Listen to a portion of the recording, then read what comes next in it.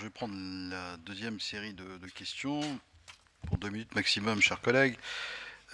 Frédéric Massat. Oui, merci Monsieur le Président. Moi, j'aurais une question qui concerne Télécom et une autre concernant Alstom.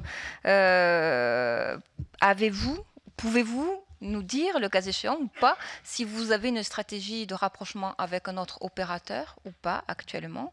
Et ensuite, je souhaiterais vous interroger sur le déploiement de la fibre, notamment sur les zones moins denses. Vous avez déclaré, me semble-t-il, qu'effectivement, vous seriez prêt à contribuer sur les réseaux publics, donc qui sont développés par les collectivités dans forcément des zones moins denses. Donc là-dessus, quel est votre plan? Et enfin, une question sur Alstom concernant le prix de rachat, puisque des chiffres ont été dits.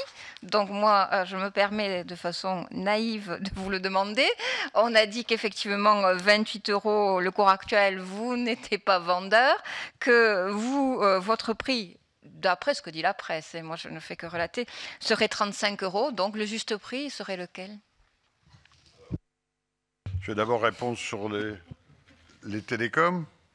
Le rapprochement avec un autre opérateur, écoutez, pour le moment, il n'y a rien de concret.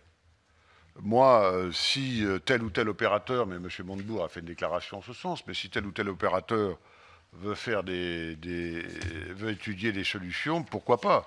Pourquoi est-ce que ce serait forcément Bouygues Télécom qui serait le dindon de la farce? En vertu de quel principe? Pourquoi? Simplement parce que la régulation l'a voulu comme ça, c'est quand même un choix un peu étrange. Donc, pour le moment, rien ne se fait dans ce domaine.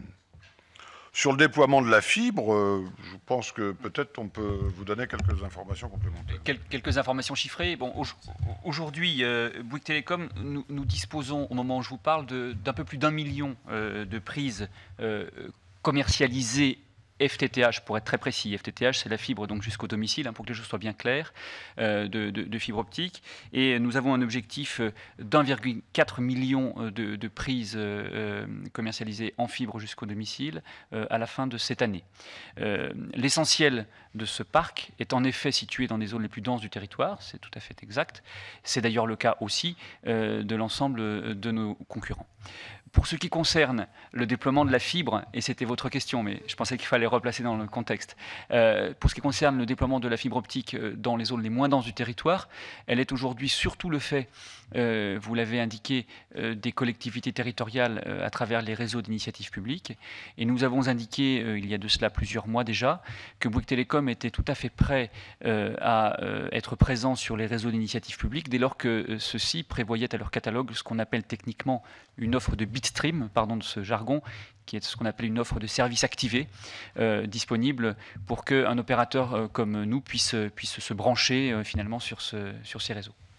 J'ajouterais, pour préciser le point de Didier Casas, que Bouygues Télécom a la chance d'avoir un réseau de qualité existant, qui vient d'ailleurs d'être classé numéro 2 par un classement que vous avez vu la semaine dernière sorti par l'ARCEP. Et on a également un portefeuille de fréquences important. Et notamment, je pense que dans un certain nombre d'endroits, on va pouvoir mixer à la fois la fibre optique et la 4G pour pouvoir déployer, faire des offres à haut débit à des coûts plus accessibles dans les régions les moins denses. Concernant le sujet Alstom, peut-être que Jean-François Guillemin va vous donner des précisions plus importantes sur le prix. C'est peut-être un vrai président de séance, Monsieur le Président. Allez-y, Monsieur le Secrétaire Général. Merci, Monsieur le Président. Alors oui, le prix de rachat, le juste prix, telle était votre question. Alors, quelle a été la position de Bouygues dans cette négociation? Alors, Bouygues a poursuivi 2 objectifs. Le premier, c'est de faire ce qu'il fallait pour remplir la condition posée par le gouvernement. Je vous rappelle que tant le ministre Arnaud Montebourg que le président de la République ont dit très clairement, on fait de l'entrée de l'État dans le capital d'Alstom une condition de toute forme d'accord du gouvernement au partenariat entre GE et Alstom. Donc on a fait ce qu'il fallait pour satisfaire cette condition. Alors bien évidemment, l'autre objectif de Bouygues, c'était de ménager les intérêts de la société Bouygues et de ses actionnaires. Et notre objectif, ça a été de céder à un prix ne générant pas de pertes pour le groupe Bouygues. C'était aussi simple que ça. Alors vous avez raison, l'État envisageait d'acquérir tout de suite, puisque ça c'est apparu dans la presse, les 20% au prix de... Alors moi j'avais retenu 27 €, vous dites 28 € par action, enfin en gros le cours de bourse, et Bouygues ne pouvait absolument pas accepter cette transaction, car cela nous aurait conduit à enregistrer des pertes, et comme l'a rappelé le président Martin Bouygues, nous avons déjà effectué une dépréciation dans les comptes 2013. Alors, cela aboutit donc à l'octroi de promesses de vente au bénéfice de l'État, que l'État peut exercer à différentes périodes. Je vous rappelle que l'État n'est pas forcé d'acheter. L'État peut acheter toujours sur le marché au fil de l'eau, s'il le souhaite, à un prix inférieur au fameux 35 €. Il a tout à fait cette liberté, mais il a la possibilité d'acheter à 35 € au cours de 2 périodes. Je pourrais l'expliquer si vous le souhaitez.